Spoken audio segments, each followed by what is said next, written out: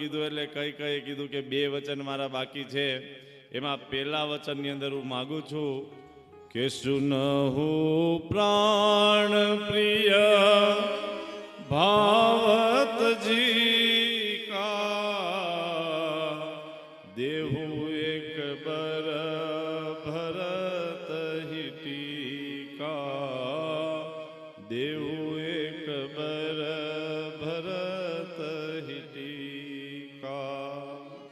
મહારાજ પહેલા વચનની અંદર હું માગું કે કાલે સવારે રામને બદલે ભરતનો રાજ્યાભિષેક થાય।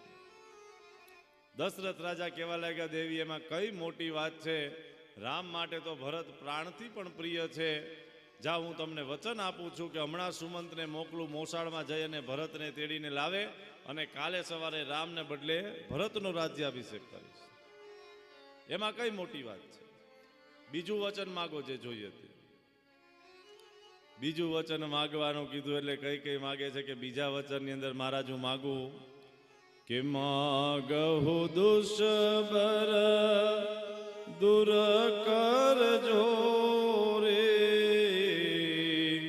પુરહુ નાથ મનોરથ મોરી પુરહુ નાથ મનોરથ મોરી તાપસ બેસ વિશેષી ઉદાસે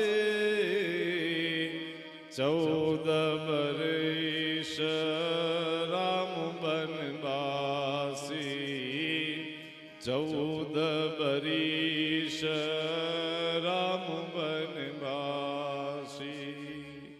મહારાજ બીજા વચનની અંદર હું માગું છું કે તાપસ વલકલ પહેરી અને રામ 14 વર્ષ વનમાં જાય।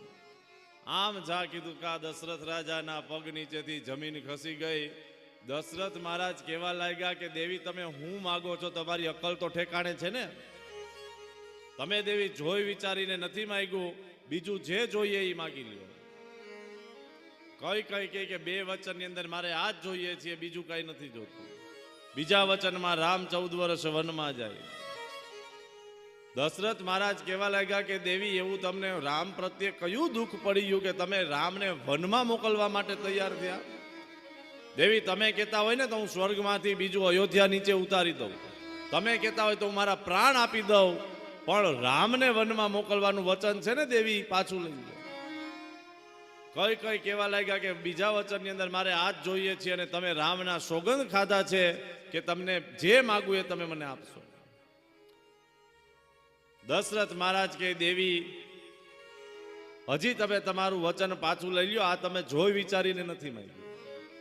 કઈ કઈ એકના બે નથી થતા। દશરથ મહારાજ તો રામ રામ કહીને ત્યાં જ પડીને મૂર્છા ખાઈને પડી ગયા। આ બાજુ બધાને સમાચાર મળ્યા એટલે વશિષ્ઠ વિશ્વામિત્ર બધા આવ્યા, રામને પણ બોલાવવામાં